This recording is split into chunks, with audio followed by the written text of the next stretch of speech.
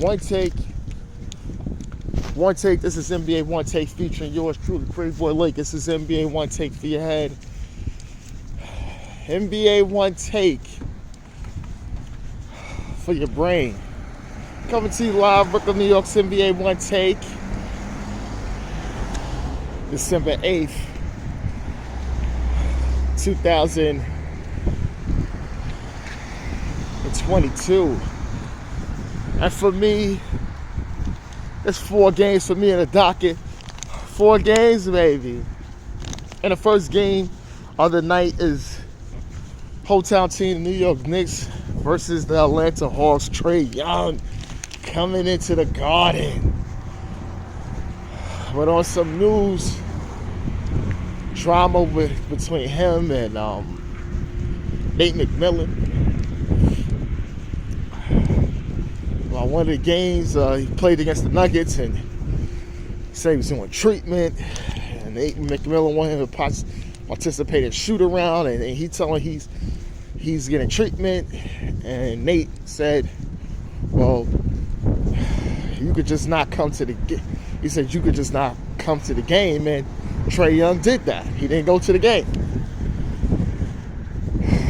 And Trae Young made comments and said that was supposed to be made private, but it was made public. It made me feel that this is probably one of the beginning for the end of the line for one coach Nate McMillan. Now, I'm gonna tell you something. I know Nate McMillan is an old school coach. I kind of like him. Always think, he's one of those last old school coaches, and it's gonna be tough. I think he's a better assistant than a head man, but he's been around the game for a very long time. And you know how I felt about Lloyd Pierce. If you saw a post from years ago, what I would have been saying, I was mentioning it a lot. I didn't mention Trae Young's name in regards of why Lloyd Pierce was let go. Many would say, outsiders would say, is Lloyd Pierce. No, it was internal. That's what I was trying to tell people. Internal meaning not mainly the players per se, but outside of it. Inside entities, inside the organization. They didn't care what Lloyd Pierce was doing, and he was eventually let go. Now, McMillan's issues is as good as they were 2 years ago, going to the Game 7 of the Eastern Conference Finals, 1 game away from going to the finals.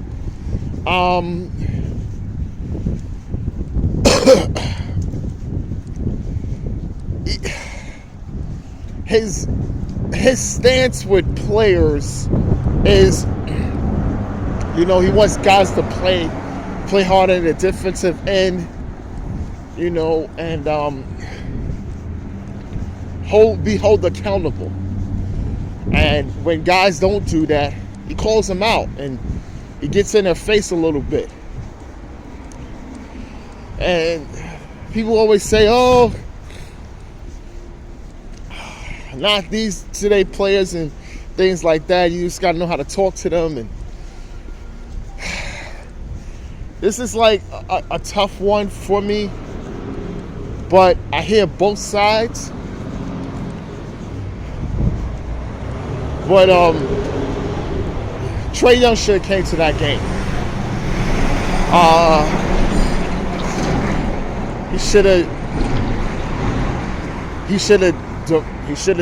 If he was gonna stand by it, I would rather just him come, sit on the bench, not play at all, and just sit there. But he didn't do that. He just didn't show up. And they saying he got ties to ownership and things like that. So I just wanted to talk about that. But let's get to the game. The Hawks did take the loss here. DeJounte Murray actually went out with an ankle injury. And now we don't even know what's his status going forward. And Trae Young, he finished with 19, and Capella had 13 and 11 for the Hawks. But the Knicks was out there playing. They wasn't trying to lose to Trae Young, especially after Garden, after the highly confrontational first round a few years ago. And Julius Randle's the one that showed out. He had 34 points, 17 rebounds. Quentin Grimes finished with 23. And RJ Barrett finished with 14 and 15 rebounds for the Knicks. Knicks get this win here. Still floundering, but they're trying to do the best they can. And for the Hawks, it's not something they should hold their hats on. They should, get through this season, because I think some big changes are going to be made again in the offseason. Possibly another trade, a new coach, some stuff. And the next game of the night is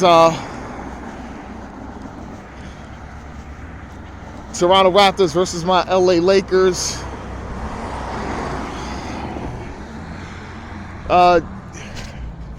AD and LeBron did not play in this game. They was out.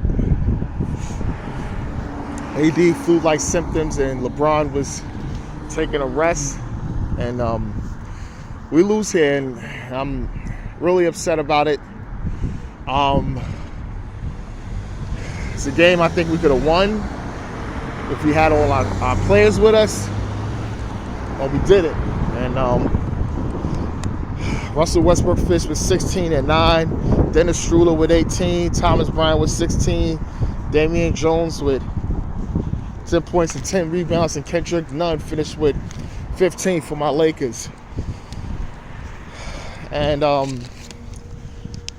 for the Raptors, Fred VanVleet finished with 25. Pascal Siakam was looking really good out there, 25 and 10.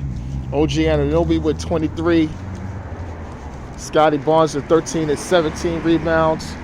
Gary Trent Jr. was lighting it up with 18. And Cruz Boucher finished with 16, notably for the Raptors. The Raptors 13 and 12 on the season. Like I said, it's a lot of teams floundering around that, a little above 500 and everything like that. So this is nothing for them. Raptors are a talented team.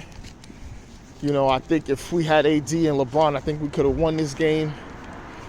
But it is what it is, man. We trying to figure stuff out. Can't be taking too many losses like this. So gotta figure this one out and move forward. Hopefully these guys are gonna be back, man. And next game of the night is the hometown team, the Brooklyn Nets, versus the Charlotte Hornets. Nets get the win here, man. They're gonna beat down on this Hornets, man, for real. We're led by Kyrie Irving. He had 33 and 9. Kevin Durant, 29, 8 and 8, easy. And Seth Curry had 20 off the bench for the Nets.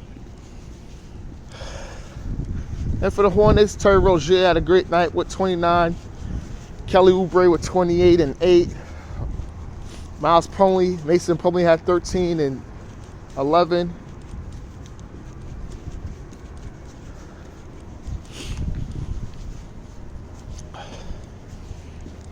And this is what it is, man. I mean, the Hornets are a team going in the wrong direction. And there's a lot going on there. And the Nets, They climbing up, slowly climbing up. Get it to where they can, man. I'm telling you, the Nets is slowly climbing up. And the last game of the night is the New Orleans Pelicans versus Detroit Pistons. Pelicans gets this win. They ain't playing, man. Pelicans gets this win, led by Zion Williamson with 29 and 10. Trey Murphy had 20. Jonas Valanciunas had 14 and 12. And Najee Marshall had 13. Notably for the Pelicans. And for the Pistons, is Killian Hayes with 17 and 12. Sadiq Bey with 25. And Jalen Durham with a double-double with 12 points and 13 rebounds. The Pels is looking a little scary right now. 16 and 8 on the season. And I remember, people were saying, I said, yeah, they could be a 50-win team. Zion and everybody healthy, 50 wins. They can go to the second round. If they get too hot, they could get to the conference finals.